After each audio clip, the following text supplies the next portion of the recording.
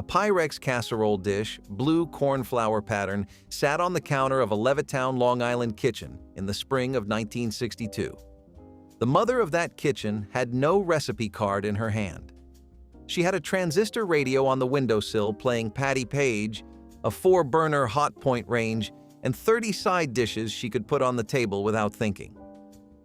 Number 16 on this list arrived in a bowl on every holiday she ever set a table for. Number 12 was the one she packed in her husband's lunchbox without measuring a thing. Number 5 on this list came out of a can and onto a lettuce leaf in under a minute. These were not the recipes printed in glossy magazines with measured cups and timed steps.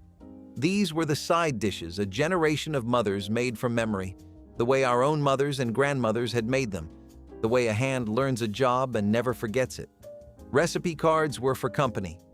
Memory was for Tuesday. Make sure you are subscribed for more stories like this. Here are 30 easy homemade side dishes 1960s mothers cooked without a recipe. Number 30. Skillet corn. Cooking sweet corn in a hot pan was the side a mother started after she put the meatloaf in the oven. The corn came off the cob in summer and out of a can the other 10 months. Butter went in first, then the corn, then sugar and salt and pepper. Some mothers added a splash of cream at the end. Some added bacon drippings from the coffee can on the stove. The whole thing took 5 minutes. It was Iowa corn in July and niblets in February, and the difference mattered less than the clock. A working mother in a Cedar Rapids suburb could put skillet corn on the table while she finished pork chops, and nobody asked for a recipe. The pan was the recipe. Skillet corn proved a hot pan, and a little butter could solve almost any vegetable. Number 29. Wilted lettuce salad. Bacon grease did the work that olive oil does now.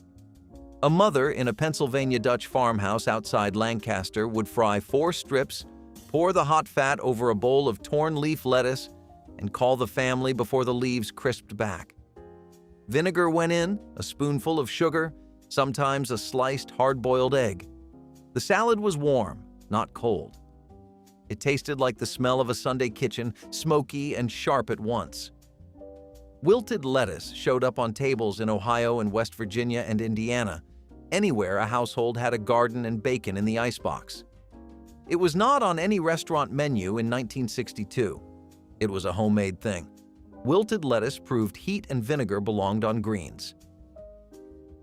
Number 28. Mashed rutabagas. Rutabaga was the root that fed Vermont and Minnesota and the Upper Peninsula of Michigan when carrots ran out. A mother peeled the waxy yellow skin with a paring knife, cut the flesh into chunks, boiled it soft, and mashed it with butter and salt. Some households added a little brown sugar, some added a splash of cream. The flavor was earthier than potato, sweeter than turnip, and it sat on a Tuesday plate next to a pork roast for under 20 cents a serving.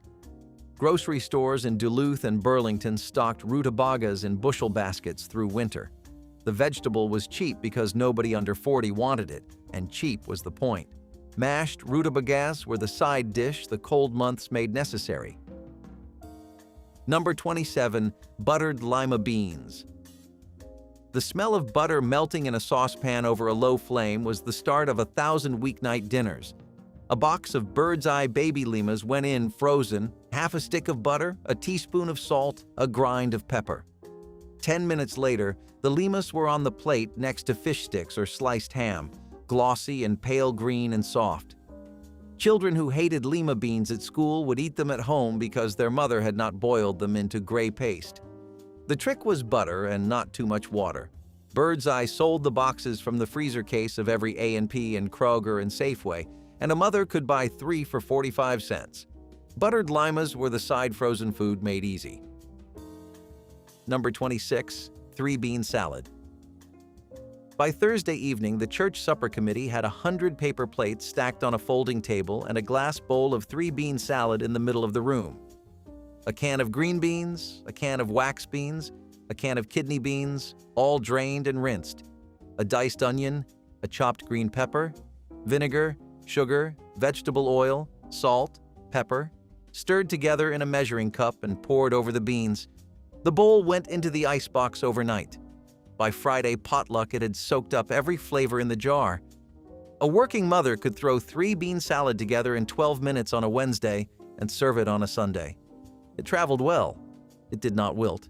It fed 20 people from one mixing bowl, and the leftovers tasted better than the first serving. 3 bean salad was the side dish a potluck schedule made famous. Number 25, macaroni salad. Hellmann's mayonnaise carried this dish across the suburbs through the decade. A pound of elbow macaroni boiled and cooled, 2 cups of Hellmann's, a chopped celery rib, a diced sweet pickle, a hard-boiled egg, a sprinkle of paprika. That was the recipe, except there was no recipe, only a feel for it. A mother in Wanta or Hicksville would make a bowl on Saturday morning and serve it through Tuesday lunch. Macaroni salad rode in a Tupperware bowl to backyard cookouts and came back out for sandwiches the next day. It was cheap, filling, and forgiving. Macaroni salad was the side that fed a working week from one bowl. Number 24, stewed tomatoes. Peeling tomatoes over a sink full of ice water was the late August ritual in farmhouse kitchens across Ohio and Pennsylvania and downstate Illinois. A mother dunked the tomatoes in boiling water for 30 seconds, slipped the skins off with her thumb, and quartered the flesh into a heavy saucepan. Sugar went in, a tablespoon of butter, a piece of torn stale bread to soak up the juice and thicken the pot. The pan simmered for an hour while she did the laundry. Stewed tomatoes came to the table in a small glass bowl, sweet and savory at once, the smell of the kitchen for the rest of the afternoon. A jar of stewed tomatoes on the pantry shelf in January meant the August garden was still feeding the family. Stewed tomatoes were the side dish a home garden made inevitable. Number 23, hot German potato salad. Vinegar was the trick that separated this potato salad from every other potato salad in the country. A mother in a Milwaukee bungalow with German grandparents would boil red potatoes in their skins, slice them warm into a bowl, and pour over them a sauce of bacon grease, cider vinegar, sugar, and crisp bacon bits. The salad was served hot, not cold. It tasted like Sunday lunch in a Wisconsin parish hall. The dressing soaked in and turned the bowl tangy and rich at once. Heinz vinegar ran ads all through the 1960s built around this dish, because every German-American household in Milwaukee and Cincinnati was making it without a card. Hot German potato salad was the side immigrant grandmothers kept alive through their daughters. Number 22, glazed carrots. Brown sugar melted into butter in a saucepan and coated a pound of sliced carrots until they shone. The mother who made glazed carrots on a Wednesday night had probably watched her own mother do the same in 1942. Boil the carrots first, drain them, return them to the pan with the butter and sugar, swirl until the glaze thickens. Some households added a splash of orange juice, some added a sprinkle of ginger. The carrots came to the table on the same plate as a pork chop or a slice of pot roast, and even the children who refused carrots at lunch would eat them at supper. The brown sugar did the convincing. Glazed carrots were the dish that proved a vegetable could be dessert and side at the same time. Number 21, cucumber slices in vinegar. The crunch came first, then the sharpness of the vinegar, then the bite of the raw onion.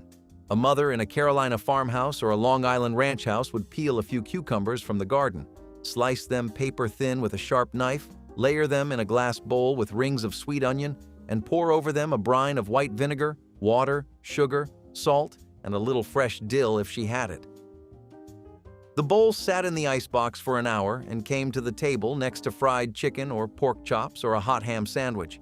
It was the cheapest cold dish in the summer rotation. A whole bowl cost less than a dime. Cucumber slices in vinegar were the side dish that a kitchen garden made automatic. Number 20, corn pudding. Egg and cream did the binding work, and a can of cream-style corn did everything else. A mother in a Virginia Tidewater kitchen or a Kentucky bluegrass farmhouse would beat 3 eggs in a Pyrex bowl, stir in evaporated milk, a tablespoon of flour, a tablespoon of sugar, salt and pepper, and a 15-ounce can of Del Monte cream-style corn. The mixture went into a buttered baking dish and into a 350 oven for 50 minutes. The pudding came out custardy in the middle, golden brown at the edges, sweet and soft and savory all at once. It sat on the Sunday table next to a country ham. It was a side dish, but a child would eat it like dessert. Corn pudding was the side dish that a Sunday oven made worth the wait. Number 19. Pickled beets. The jar was always there, on the second shelf of the pantry, the deep red liquid catching the light when the door swung open. A mother in a Mason City kitchen or a Saginaw cottage had probably put up 24 jars in late September from the beets in her garden, and now it was February and the jars came out one by one. She drained the beets onto a glass plate, sliced them into thin discs, fanned them out, and set the plate on the supper table. Sometimes she served them straight from the jar with the brine. The flavor was sweet and sharp and earthy, and the color stained the white tablecloth if a child got careless. Pickled beets cost almost nothing per serving because the work had been done in the harvest. Pickled beets were the side dish a fall canning day made winter possible. Number 18. Boiled onions and cream. Simmering pearl onions in a saucepan of milk thickened with a little flour and butter was the Thanksgiving side dish that grandmothers in Hartford and Boston and Portland refused to give up. The onions came in a mesh bag from the produce aisle, small and round and pale. A mother trimmed the root ends, peeled them in a bowl of cold water to keep her eyes from stinging, and dropped them into the cream sauce to bubble for half an hour. The onions turned sweet and soft. The sauce turned silky. A grandmother who had served this dish since 1938 would set the bowl on the table next to the turkey and the cranberries and explain to nobody why it mattered. Boiled onions in cream were the side dish that New England kept whole through the decade.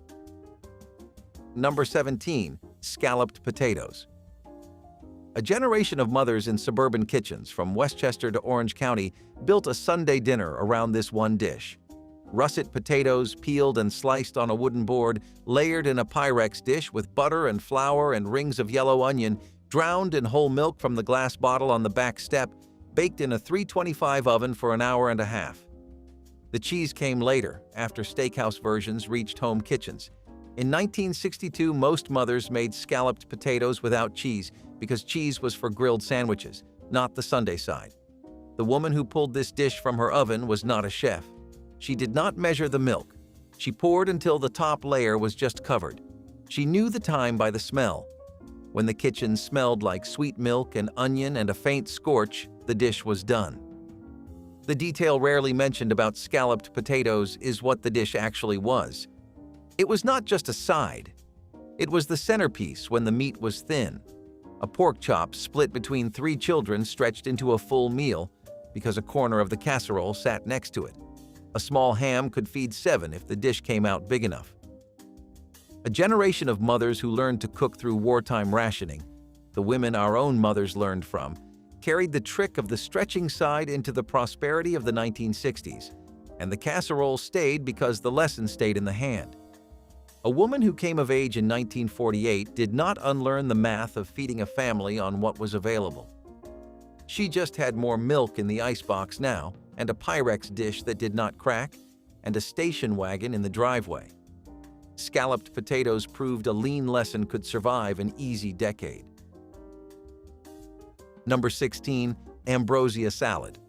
Coconut and tiny marshmallows and mandarin orange segments came together in a glass bowl on every holiday table from Christmas through Easter.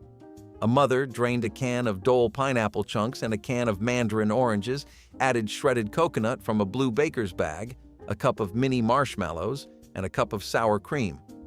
Some households used Cool Whip when it arrived in 1967. Some held out for sour cream. The salad chilled in the icebox and came to the table looking like a snowstorm in a bowl. The southern version added pecans. The Midwestern version added maraschino cherries. Ambrosia salad was the side a holiday table needed without admitting it was almost dessert. Number 15. Tomato aspic. Jell-O was not just dessert in the 1960s. A mother in a Westchester kitchen or a Shaker Heights dining room would boil tomato juice with celery and onion and bay leaf, strain it, stir in a packet of Knox unflavored gelatin, pour the liquid into a copper ring mold, and set it in the icebox until firm. the aspic unmolded onto a bed of iceberg lettuce. A spoonful of mayonnaise went on top, and sometimes shrimp salad in the center hole. Tomato aspic was the centerpiece of a lady's luncheon plate from Akron to Sacramento. The cookbooks of the period treated it as a savory dish. The children of those mothers remember it as the wobbliest thing on the table. Knox Gelatine ran ads showing exactly this preparation every spring through the decade. Tomato aspic was the side dish that defined what a luncheon plate was supposed to look like. Number 14. Succotash. Frozen vegetables saved more weeknight dinners than any cookbook published in the decade. A mother poured a box of bird's eye frozen corn and a box of bird's eye frozen baby lima beans into a saucepan with a quarter cup of water and a tablespoon of butter, covered the pan, and let it cook for 10 minutes. The combination was older than the country, with roots in Wampanoag cooking from the Plymouth colony, but in 1964 it came out of the freezer case at the A&P in 8 minutes flat. Salt and pepper went in at the end, sometimes a splash of cream. The bowl came to the table next to a meatloaf or a Salisbury steak. Succotash was the side dish that frozen food made fast without taking the history out of it. Number 13. Green bean casserole. In 1955, a Campbell Soup test kitchen worker named Dorcas Riley mixed cream of mushroom soup with frozen green beans and topped the casserole with French's fried onions. By 1962, the dish had landed on every Thanksgiving table in the country. A mother in Levittown or Park Forest would pull a can of Campbell's from the cupboard, dump it into a Pyrex with 2 boxes of thawed green beans and a splash of milk, top it with French's onions, and bake it for 30 minutes. The onions crisped, the sauce thickened. The recipe was printed on the back of every can of mushroom soup sold in America. Green bean casserole was the side and industrial recipe turned into a national tradition. By the way, before the next item, the recipe guide for this channel collects more of these no-card weeknight sides into one place, the kind of dishes your grandmother put on the table without thinking. The link is in the description if a curious cook would find it useful. Number 12. Waldorf salad. An apple, a celery stalk, a handful of walnuts, a spoonful of mayonnaise. That was the whole dish. The Waldorf Astoria invented it in 1896, and by 1962, every mother in the country could make it without looking at a card. A Granny Smith or a Macintosh apple, cored and diced, a celery rib chopped fine, a few walnut pieces, Hellmann's mayonnaise to coat the whole bowl, never too much. Some households added halved grapes, some added diced chicken to make it a luncheon entree. The salad sat on a bed of iceberg lettuce on a white china plate at 1,000 bridge club meetings, ladies' lunches, and church basement teas. It tasted like sweet and crisp and creamy in the same bite. Waldorf salad was the side dish that proved a recipe with 4 ingredients could outlive its century. Number 11. Sweet potato casserole. Brown sugar bubbling under a top layer of miniature marshmallows was the smell of Thanksgiving afternoon. A mother in a Charleston bungalow or a Memphis ranch house would drain 2 cans of Bruce's yams, mash them with brown sugar and butter and a splash of orange juice, spread the mash in a baking dish, top the whole thing with a bag of Kraft mini marshmallows, and slide the dish under the broiler. The marshmallows browned, the corners caramelized. The casserole came out steaming and sweet and ridiculous and beloved. Children ate it like dessert. The dish was officially a side next to the turkey, but everybody knew it was a sugar bomb. Sweet potato casserole was the side a Southern Thanksgiving table refused to give up. Number 10. Cottage cheese with pineapple. Breakstones filled half the bowl. A canned pineapple ring sat on top, and a sprig of parsley finished the plate. The dish appeared on every diet plate at every diner and luncheonette in 1963. A mother who wanted to lose 10 pounds before her cousin's wedding made the same plate at home. A scoop of cottage cheese on iceberg lettuce, a pineapple ring from a Dole can with the syrup drained, sometimes a maraschino cherry in the middle for color. The whole assembly took 90 seconds. Weight Watchers founded its first official meetings in 1963 and put exactly this combination at the top of its allowed foods list. The flavor was tangy and sweet and cold all at once. Cottage cheese with pineapple was the side dish a diet decade made famous. Number 9. Creamed spinach. On a Tuesday night, a mother thawed a box of bird's eye chopped spinach in a saucepan, pressed the water out with the back of a wooden spoon, and stirred in a roux of butter and flour with milk poured slowly. Salt, pepper, a grate of nutmeg, sometimes grated onion. The pot turned thick and dark green and rich. Mothers who could not get their children to eat plain spinach watched them eat creamed spinach without a fight. The cream did the work bribery could not. Steakhouse menus served this exact dish next to a porterhouse, and a home cook in Hartford knew the trick first. Creamed spinach was the side cream made into a vegetable a child would finish. Number 8. Hush puppies. Frying cornmeal balls in a pot of hot lard next to a pan of fried catfish was the Friday ritual in kitchens from Birmingham to Baton Rouge. A mother mixed Quaker cornmeal with flour and baking powder, beat in an egg and a half cup of buttermilk and a chopped onion, dropped tablespoons of batter into oil at 350, and pulled them out when they turned deep gold. The story went that the cook tossed scraps of dough to the hounds under the porch with the phrase, "Hush puppy." The story may not be true. The dish was. A platter came to the table next to coleslaw and fried fish and a glass of sweet tea. Hush puppies were the side a southern fish fry could not happen without. Number 7. Baked beans. 3 cans of B&M or Van Camp's, a half cup of brown sugar, a tablespoon of yellow mustard, 4 strips of bacon across the top, a Pyrex dish in a 350 oven for 45 minutes. That was the whole production. A mother in a Bangor kitchen or a Worcester triple-decker put baked beans on the Saturday table without thinking about a recipe. Saturday night beans were a New England tradition running back to the colonial period, when Sunday meant no cooking and beans had to be made the day before. The beans came out caramelized at the edges and soft in the middle. The cans did the work. The bacon and brown sugar took the credit. Baked beans were the side a single oven hour gave a family. Number 6. Coleslaw. Cabbage shredded by hand on a flat box grater filled a yellow Tupperware bowl. A mother in a Memphis kitchen or a Cleveland duplex would grate a head of green cabbage and a peeled carrot, stir in Hellmann's mayonnaise, a splash of cider vinegar, a tablespoon of sugar, salt and pepper, and a teaspoon of celery seed if she had it on the spice rack. The bowl went into the ice box for an hour to let the cabbage soften and the dressing soak in. By supper time, the coleslaw was creamy and cold and ready to ride next to fried chicken or a barbecue sandwich. The whole production cost less than 30 cents and served 8 people easily. Coleslaw rode along on 1,000 picnics, fish fries, and churchyard cookouts through the entire decade. Coleslaw was the side dish that a cabbage and a jar of mayo turned into a tradition. Number 5. Jellied cranberry salad. Ocean Spray came in a can with ridges down the side and tasted like Thanksgiving in a tube. A mother slid a knife around the inside of the can, slid the cylinder of cranberry sauce out whole onto a glass plate, sliced it into red discs, and fanned them out on a bed of iceberg. That was the whole side. Some households fancied it up with cream cheese on top and chopped walnuts. Some made a homemade version with cranberries and sugar and orange zest stirred into Knox gelatin. Most just opened the can. Number 5 on this list was the cranberry sauce everybody pretended was a salad. The ridges from the can stayed visible on the slices, and nobody seemed to mind.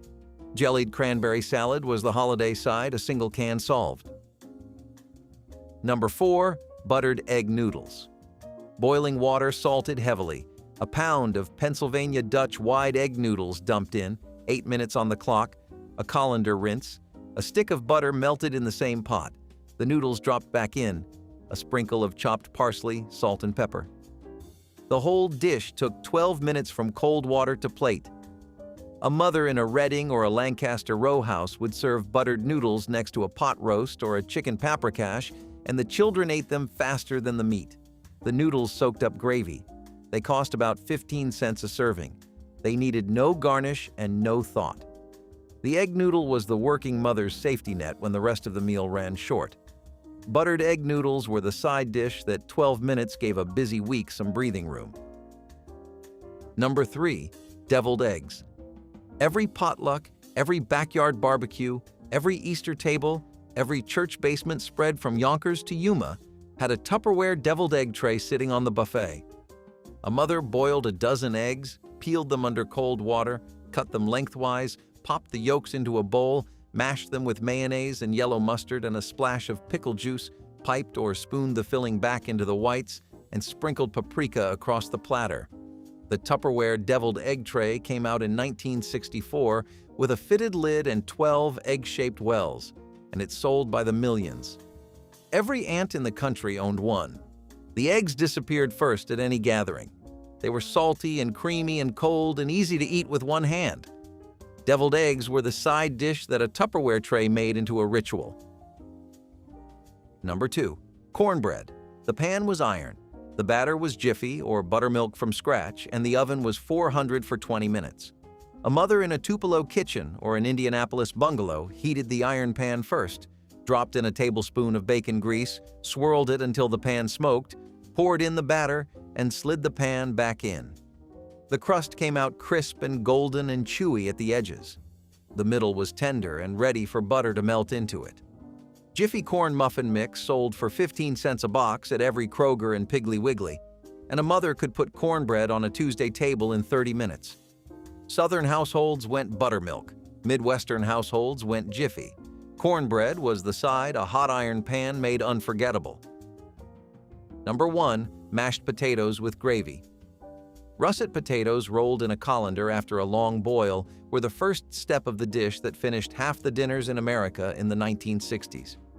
A mother peeled 5 pounds on a Sunday afternoon, boiled them in salted water, drained them, mashed them in the pot, poured in warm milk and a half stick of butter, beat them with a wooden spoon, and piled them in a serving bowl with a well in the middle. The gravy came from the pan drippings of the roast in the oven, thickened with flour, salted hard. The mother poured the gravy into the well. The children dug in. The bowl emptied first. Number 1 on this list anchored Sunday dinner from Maine to Monterey, and not one mother needed a recipe card to make it. The hands knew, the pan knew, the kitchen knew. Mashed potatoes with gravy were the side the whole country pulled out of memory at the same hour. Rice with butter and soy sauce was one of those dinners that made the most out of almost nothing. After the war, a lot of homes had rice in the pantry and not much else. Grandma would boil a pot, fluff it with a fork, and then stir in a generous pat of butter and just enough soy sauce to give it color and salt. It was not traditional, it was not fancy, but it did the job. The butter gave it richness, the soy sauce gave it depth, and together they turned a plain grain into something worth sitting down for. You could eat it on its own or serve it beside scrambled eggs, canned vegetables, or the last spoonful of meat from the night before. It was a filler, yes, but a warm, flavorful one that somehow tasted better the more you needed it. This dish was quiet comfort, the kind that showed up when no one else did and still managed to make you feel full. And that is why it stayed in rotation, long after things got better.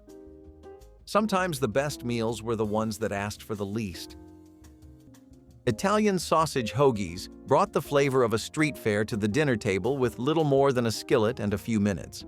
Pre-cooked Italian sausage links browned quickly until their casings crackled and juices sizzled across the pan. Sliced onions and bell peppers joined the heat, softening and caramelizing as they soaked up the seasoned drippings. Hoagie rolls warmed in the oven until lightly crisp on the outside and tender within. When the vegetables turned golden, the sausages nestled into the rolls, draped with the sweet pepper and onion mixture and a light scatter of shredded provolone if desired.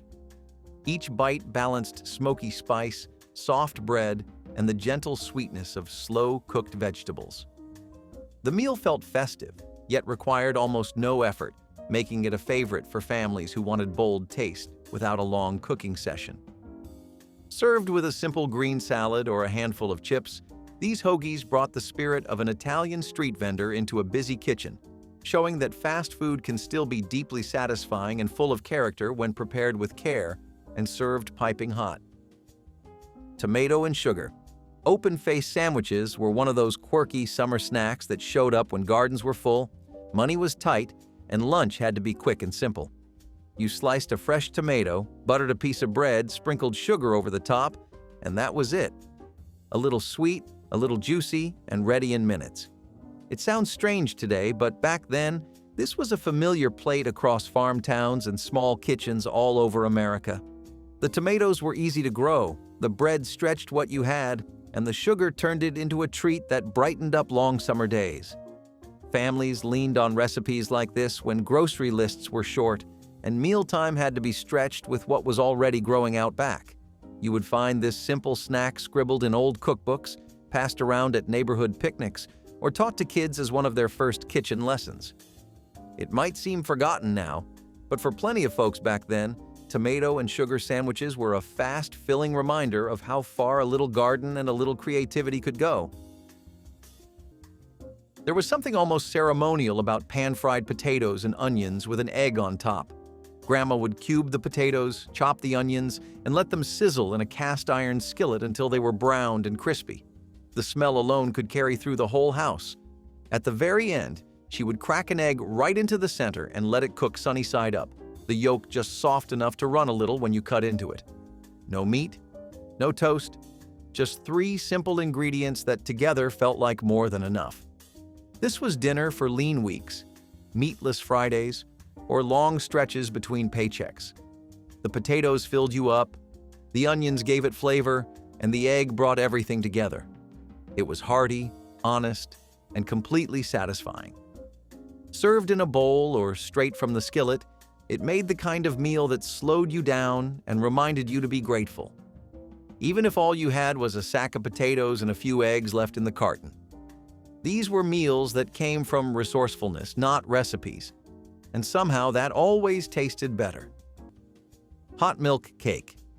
Slices with butter were a quick, sweet fix that turned leftover dessert into a satisfying breakfast or afternoon snack with hardly any effort. You sliced up leftover hot milk cake, toasted it gently or warmed it up, and slathered it with butter. That was it. 10 minutes or less, and you had a rich, soft, slightly sweet bite that kept everyone happy when groceries were tight and meals had to stretch. It sounds simple, but back then, this little treat was a kitchen staple, especially in homes that believed nothing should go to waste. The hot milk cake gave it sweetness, the butter added richness, and together they turned leftovers into something new and satisfying. You would find this recipe scribbled in old cookbooks, passed down through generations, or quietly shared between neighbors looking for ways to make every crumb count. It might be forgotten today, but for plenty of families back then, hot milk cake slices with butter were a warm, comforting reminder that even the smallest leftovers could be turned into something worth savoring. Vegetable fried rice with leftover meat transformed scraps and day-old rice into a fragrant dinner in less than 15 minutes. Cold cooked rice was the key, each grain separating as it hit the hot oil of a wide skillet or wok. Bits of carrot, peas, and diced onions followed, their colors brightening as they sizzled. Leftover meat, whether pork chops, chicken, or beef, was sliced thin and tossed in with a splash of soy sauce and a drizzle of sesame oil. A quick scramble of eggs in the corner of the pan finished the dish, binding everything together with soft ribbons. The result was smoky and savory, carrying the scent of garlic and ginger through the house. Families appreciated how it cleared the refrigerator of odds and ends while creating a meal that tasted planned and special. Served hot straight from the pan, it proved that yesterday's rice and scraps of meat could become a satisfying dinner that rivaled takeout, saving both time and money without sacrificing flavor or comfort. Jelly roll-ups on white bread were a quick, sweet little snack that kept plenty of kids going when there was not much else to pack in their lunchbox. You took a slice of sandwich bread, rolled it flat with a rolling pin or a glass, spread on jelly, and rolled it up tight. That was all there was to it. It sounds simple now, but back then, this was the kind of treat that showed up when families had to stretch every dollar. It was fast, easy, and made use of pantry staples that were always on hand. You would find these roll-ups tucked into school lunches, brought to church picnics, or passed around as after-school snacks when groceries were running low. The jelly added sweetness, the bread kept it filling, and it all came together in just a few minutes. It might be forgotten today, but for plenty of families, these jelly roll-ups were a quick fix that kept kids happy and parents sane. Bologna and egg scramble was the go-to dinner when breakfast never quite happened and lunch was already a blur. It started with slices of bologna, thick and pink and curled at the edges, hitting the hot pan with a sizzle. Grandma would brown them until they crisped at the edges, then crack in a few eggs and give it all a quick scramble. No measuring, no garnish, just protein and grease and flavor. Sometimes she would add a little shredded cheese if she had some, but it was not necessary. This was about getting food on the table without making it a project. The bologna gave the eggs a smoky, salty edge, and the eggs softened everything just enough to go down easy. Served in bowls, over toast, or straight from the skillet, no one ever walked away hungry.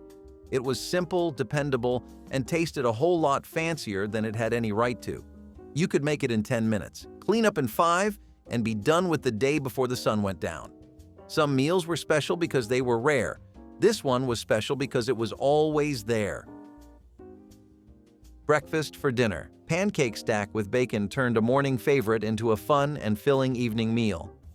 Flour, milk, eggs, and a little baking powder whisked together quickly to form a smooth batter that poured onto a sizzling griddle, sending up a sweet, buttery aroma.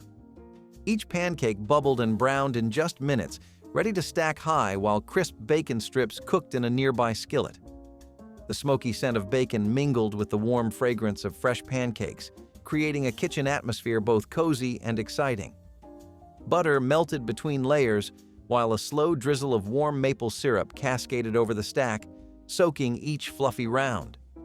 The salty bacon provided the perfect counterpoint to the soft, sweet pancakes, making every bite a blend of textures and tastes. Families loved the playful switch of serving breakfast at the end of the day, and cleanup was minimal, leaving more time to relax. In less than 20 minutes, this meal offered pure comfort and a gentle reminder that the best dinners are sometimes the ones that break the rules in the most delicious way possible. Cornbread and buttermilk in a bowl might not sound like much, but it was a whole supper to folks who knew how to stretch a dollar.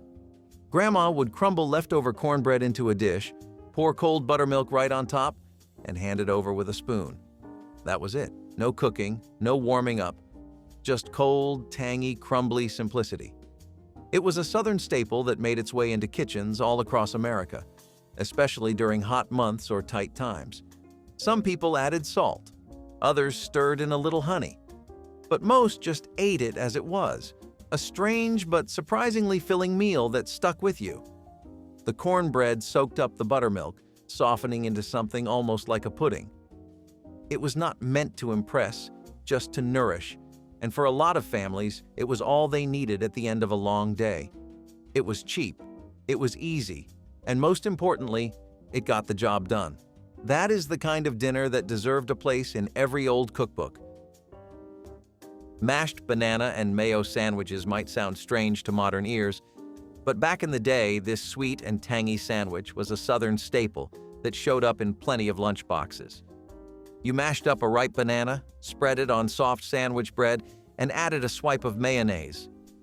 That was it. It was quick, cheap, and surprisingly filling. Families leaned on recipes like this when groceries were scarce and meals had to stretch. The banana added sweetness, the mayo gave it creaminess, and together they turned plain bread into a fast, satisfying lunch. You would find this sandwich scribbled in old community cookbooks, passed down at church picnics, or tucked into handwritten recipe boxes that lived in kitchen drawers. It might be forgotten now, but for plenty of folks growing up during hard times, this odd little sandwich was a reliable 10-minute fix when money was tight and hunger was knocking. Pork chop sandwiches gave thin-cut chops a starring role in a dinner that felt hearty yet required little effort. Lightly seasoned pork chops hit a hot skillet and browned in minutes, their edges turning crisp while the meat stayed juicy inside. Soft sandwich buns toasted nearby, ready to cradle the sizzling chops as soon as they were done. Some families added pickles or a smear of mustard for tang, while others kept it simple, letting the rich flavor of the pork shine on its own. The entire meal came together before the evening news finished its first story, a perfect option for nights when work ran late. Each bite balanced the tender meat with the soft bread, creating a combination that was both rustic and satisfying. Affordable and fast, these sandwiches showed that even a modest cut of meat could deliver the comfort of a full supper without hours in the kitchen, keeping hunger at bay and spirits high. Country ham and red-eye gravy brought a bold, salty kick to the end of a long day, drawing on traditions that went back generations. Thin slices of country ham hit a hot skillet and sizzled until their edges crisped and their smoky scent filled the kitchen. Once the meat was removed, strong black coffee was poured into the pan to deglaze the savory bits, blending with a splash of water and a touch of butter to create the dark, rich gravy that gave the dish its name. The result was a sauce both bitter and savory, perfect for spooning over the ham or soaking into warm biscuits. In less than 15 minutes, the table held a meal that tasted slow, cooked, and soulful. Working families appreciated the speed while still honoring a Southern classic, and the sharp aroma of coffee and ham became a sign that dinner was ready. Each bite balanced salt, smoke, and a subtle bitterness, a reminder of farmhouse suppers where nothing was wasted and flavor came from skill and tradition rather than expensive ingredients. Cold dinners had a way of sneaking into the rotation, especially during sticky summers or long days when even boiling water felt like a chore. Cottage cheese and canned peach plates were Grandma's way of keeping things simple but still making it look like she tried. She would scoop a big spoonful of cottage cheese onto a plate, nestle a golden peach half beside it, and top the whole thing with a maraschino cherry if she was feeling fancy. Some people used lettuce as a bed. Others just reached for a fork and got to work. It was creamy, sweet, and oddly refreshing, the kind of combination you only appreciate once you grow up and remember it out of nowhere. The peaches added just enough syrupy sunshine, and the cottage cheese made sure you did not go to bed hungry. It was also what she served when she wanted to eat light but still feed the whole house. This was not a dinner that tried to win over picky eaters. It was a dinner that said, "This is what we have, and it will do just fine." And somehow, it did. Not every meal needed heat or noise. Some just needed quiet. Saltine cracker stackers were the kind of quick, sweet snack that kept busy families going when there was not much else to work with. You grabbed some saltine crackers, spread on peanut butter, added banana slices, and drizzled honey over the top if you had it. 10 minutes, maybe less, and you had a snack that stuck to your ribs. This little recipe was everywhere back then, passed around in school lunchrooms, scribbled into community cookbooks, and tucked away in kitchen drawers for emergencies. It sounds simple now, but in a time when grocery budgets were tight and sweet treats were a luxury, saltine cracker stackers filled the gap. They gave kids energy, kept parents sane, and showed just how creative families could be with a box of crackers and a few pantry staples. It might seem forgotten today, but for plenty of households back then, this quick little snack was a lifesaver. Ranchero bean tostadas brought the lively spirit of a cantina to the weeknight table using only a few ingredients. Crisp corn tortillas toasted under the broiler formed a sturdy base for creamy refried beans straight from the can, warmed with a dash of cumin and a spoonful of diced tomatoes. A quick sprinkle of shredded cheddar melted under the heat, creating a golden crust that held everything together. Fresh salsa, sliced jalapenos, and a handful of chopped cilantro added color and brightness, turning a simple pantry meal into a vibrant feast. In less than 15 minutes, each tostada emerged hot and ready, inviting everyone to add their favorite toppings like sour cream or diced avocado. The crunchy base and savory beans offered a satisfying contrast that pleased both children and adults, proving that meatless dinners can still feel indulgent and filling. Every bite carried smoky spice and fresh garden flavor, perfect for nights when time was short, but a craving for bold taste remained strong, making this dish a regular star in kitchens that celebrated speed and flavor in equal measure. Cheddar and broccoli omelet made a hearty egg dinner with bright color and bold flavor in minutes. Eggs were whisked with a splash of milk and a pinch of black pepper, then poured into a hot skillet where butter foamed at the edges. Fresh or frozen broccoli florets steamed quickly in the microwave or in a small pan, keeping their green snap and gentle sweetness. As the eggs began to set, sharp cheddar cheese was scattered across the surface, releasing a nutty scent as it melted. The broccoli folded inside added texture and an earthy contrast to the creamy eggs. In less than 10 minutes, the omelet slid onto a plate, golden on the outside and gooey within. Served with toasted bread or a handful of greens, it offered both comfort and nourishment, proving that dinner can be simple, yet feel complete. This dish turned basic staples into a meal that pleased everyone at the table while leaving only one pan to wash, making it ideal for nights when time and patience were in short supply, but good food was still essential. Cornmeal. Crusted catfish fillets brought the taste of a southern fish fry to the table in minutes, turning thin fillets into golden perfection. A simple dredge of cornmeal seasoned with salt, pepper, and a hint of cayenne coated the fish, while oil heated in a cast-iron skillet. As soon as the fillets touched the pan, they sizzled and released a savory aroma that promised a feast. In only a few minutes, each side crisped to a deep golden brown, while the flesh stayed tender and flaky. Remember those working man's dinners you could make in just 10 minutes after a long day on the line? These dinners filled mid-century kitchens with quick heat, heavy plates, and the smell of hard work turning into comfort. What did those rushed but satisfying nights give us that slower meals never could? Cold spaghetti with Italian dressing was one of those forgotten leftover tricks that stretched a single meal into something new without much time or money spent. You would take last night's spaghetti, rinse it off if needed, toss it in a splash of bottled Italian dressing, and that was dinner or lunch, ready in under 10 minutes. It sounds plain, but back then, this was an easy, thrifty way to keep food from going to waste and keep everyone fed. Families leaned on recipes like this when grocery lists ran short and leftovers became the next meal. The dressing added tang, the pasta filled you up, and it all came together cold, quick, and satisfying. You would find cold spaghetti with Italian dressing scribbled in community cookbooks, passed along at potlucks, or quietly traded between neighbors looking for affordable meal ideas. Some folks tossed in vegetables or cheese if they had any left, but most kept it simple and practical. It might feel forgotten now, but back then this cold pasta salad was a staple for families trying to stretch their meals, save their money, and still have something satisfying on the table without turning on the stove. Pork chops with apples on toast was one of Grandma's best fancy in 5 minutes tricks. She would take a thin cut of pork, season it with salt and pepper, and pan-fry it in butter until golden brown and just cooked through.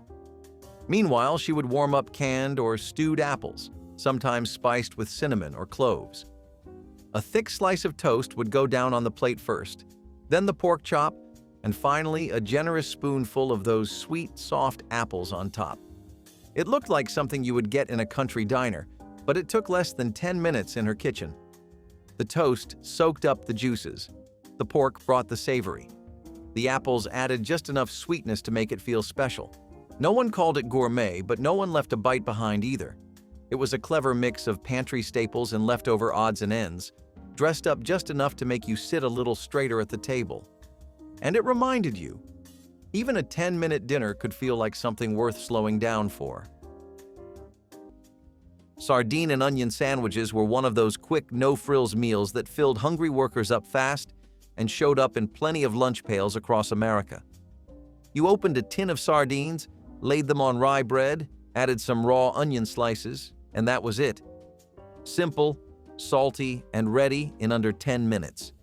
It might sound harsh now, but back when protein was hard to come by and groceries were scarce, this was a go-to meal.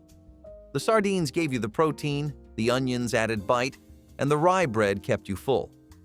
You would find this sandwich scribbled into old cookbooks, passed around among factory workers, or tucked into lunch boxes for folks heading out the door. It was never fancy, but it worked. Today, most people have forgotten how handy meals like this were, but back then, sardine and onion sandwiches helped plenty of families stretch what little they had and stay full through long, hard days. There is something about a fried bologna sandwich with yellow mustard that never really leaves you. Grandma would slice a thick round of bologna and toss it onto a hot skillet. As it browned, it would puff up in the center, curling into a little cup with crisp edges and sizzling sides. She would slap it onto a slice of white bread, smear on some yellow mustard, the real kind, tangy and bright, and fold it up like a letter you could eat. That was dinner. No side dish, no dessert, just a hot sandwich that hit the spot in less than 5 minutes. The smell of frying bologna was unmistakable. Part school lunch, part diner counter, part home. It was cheap, fast, and unforgettable. You might not see it on a dinner menu, but it fed generations of kids and kept more than a few households running when money ran thin. And if you ever had one fresh off the skillet, you probably still remember the first bite. Turkey Club sandwich plate turned a deli standard into a full dinner that felt hearty and fresh. Triple layers of toasted bread held slices of roasted turkey, crisp bacon, ripe tomatoes, and crunchy lettuce, each tier spread with a thin layer of mayonnaise for tang. The stack was secured with toothpicks and sliced into neat quarters, revealing colorful layers that looked as good as they tasted. A side of potato chips or a handful of pickles completed the plate, adding crunch and variety. Because it required no cooking beyond a quick toast and bacon fry, the meal came together in minutes, making it ideal for hot evenings or late nights when a stove felt out of the question. Each bite offered a balance of smoky, salty, and fresh flavors that satisfied even the hungriest diner. Families loved how it felt both casual and substantial. A dinner that borrowed the best of a classic lunch while proving that a sandwich can indeed stand proudly as the evening's main event. Ham and cheese biscuit sandwiches turned leftovers into a satisfying handheld meal that tasted like a weekend treat even on the busiest night. Flaky biscuits baked from a can or quickly mixed from scratch rose high in the oven while slices of baked ham warmed in a skillet. As soon as the biscuits were golden, they were split open and layered with the savory ham and slices of sharp cheddar or mild American cheese. A few minutes back in the warm oven melted the cheese into a gooey blanket that glued everything together. The salty ham, buttery biscuit, and rich cheese made a perfect combination that required no side dish and no long wait. For families coming home late, this sandwich was both supper and comfort, a way to turn yesterday's roast into tonight's fast feast. Children grabbed them hot from the tray, and the memory of that warm bite remains an echo of efficiency and home-style pleasure. Grape jelly meatball skillet might sound like a strange mix now, but back then, it was one of those quirky, sweet, and savory meals that showed up fast and stretched what little meat you had. You browned some mini meatballs in a skillet, poured in grape jelly and a splash of mustard, and let it all bubble together. In 10 minutes flat, dinner was ready. It was sweet, tangy, salty, and surprisingly filling. Families leaned on recipes like this because they turned a small amount of ground beef into a meal that felt bigger than it was. You could find this in old church cookbooks, clipped from women's magazines, or scribbled onto recipe cards tucked in drawers. It was not about fancy ingredients. It was about getting something warm, satisfying, and a little fun onto the table, fast. Today it feels forgotten, but back then, this sweet skillet meal kept homes running during the toughest weeks. American goulash light was less of a recipe and more of a formula. Meat, pasta, and tomatoes in whatever shape you could get. Elbow macaroni was the go-to because it cooked fast and filled up the pot. Grandma would brown a little ground beef, drain off the grease, and toss it with stewed tomatoes straight from the can. No sauce, no simmering, no drama. Sometimes she added a bit of onion or garlic salt, but usually it was just whatever she had on hand. The pasta would soak up the tomato juice until it was soft and tangy, and the beef added just enough flavor to make it stick to your ribs. Served in bowls with a sprinkle of grated cheese, if you were lucky, it was dinner, fast. It was not the baked casserole version you see in magazines. This was goulash stripped down to its bones, made for people who needed food on the table in 10 minutes or less. And the best part? It was good, really good. No breadcrumbs, no baking dish, no long prep. Just one skillet, one spoon, and a whole lot of knowing what mattered. That is how Grandma cooked. Egg in a whole toast was one of those fast, comforting breakfasts that managed to make plain old bread and eggs feel like something special in under 10 minutes. You would grab a slice of sandwich bread, cut a circle right out of the center, toss it into a hot skillet with a little butter, and crack an egg into the hole. That was all it took. The bread toasted up golden, the egg cooked right inside, and suddenly breakfast was on the table without much work or money spent.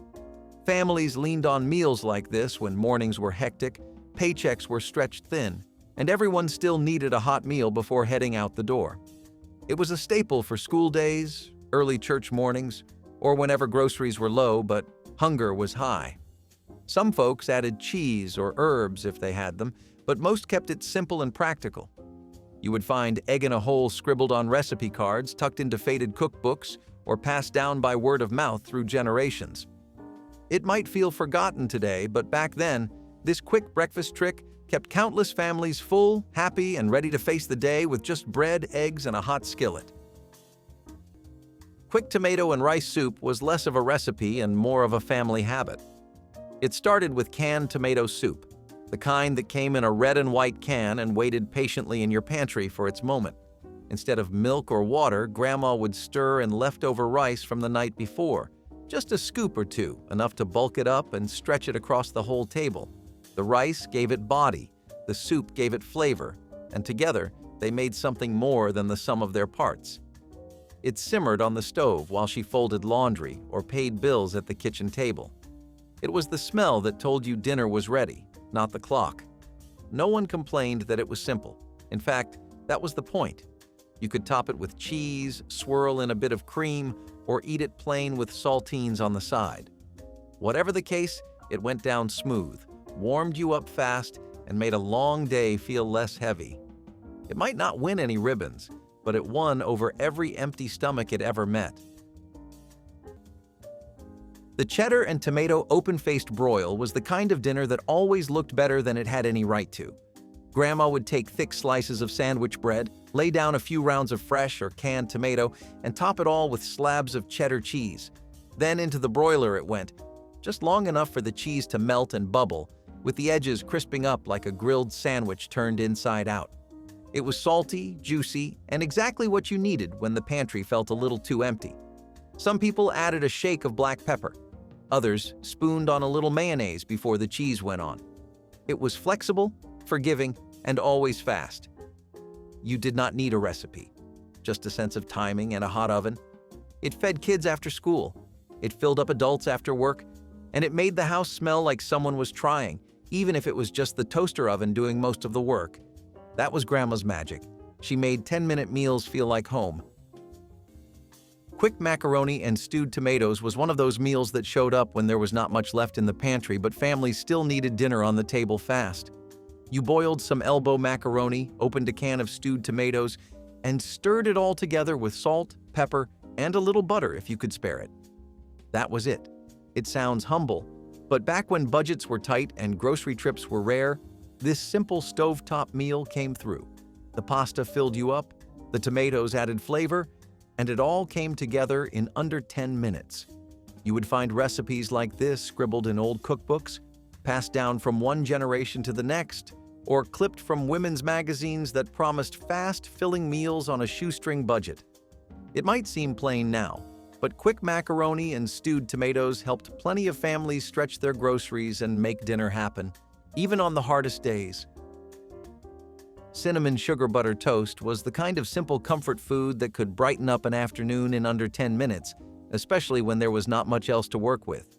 You toasted up some bread, slathered it with butter, sprinkled on cinnamon and sugar, and called it a snack. That was it. Quick, sweet, and surprisingly satisfying when groceries were scarce and everyone needed a little pick-me-up. It sounds simple, but back then, families leaned on recipes like this to stretch ingredients and turn basic pantry staples into something that felt like a treat. The butter gave it richness, the cinnamon sugar added sweetness, and the toast made it crunchy enough to feel special. You would find this little recipe scribbled onto old note cards, tucked into community cookbooks, or passed down through generations as a fast, affordable way to keep kids happy and tummies full. It might be forgotten today, but for plenty of homes back then, cinnamon sugar butter toast was the perfect fix for long afternoons and short grocery lists. Tomato juice and saltine cracker plates were a real thing, and not just when someone was sick. It was a quick supper, especially in the summer or when the kitchen felt too hot to touch. A cold glass of tomato juice poured straight from the can sat beside a stack of saltines and a wedge of cheese. That was the whole plate. No pan, no oven, no prep. Just cold, salty, sharp, and simple. It was a meal you could put together with one hand while holding a baby in the other. Some people dunked the crackers into the juice. Others spread the cheese and took slow bites. It was not much, but on nights when time was short and appetites were small, it was enough. And there was something oddly satisfying about it. Something clean, cool, and just familiar enough to bring a little peace to the end of the day. Start with one of these this week. Stir a pot of skillet corn at number 30 while the chops finish. Try the wilted lettuce at 29 with bacon you already have. Pour a can of cranberry from number 5 onto lettuce for a holiday plate in 90 seconds. The scalloped potatoes at 17 take an oven hour and a half, and the kitchen will smell like 1962. Sit at the table for the meal, not the couch. Memory was the recipe, and a hand that remembers is the only card we ever needed. Tell us which dish your mother set on the table without thinking.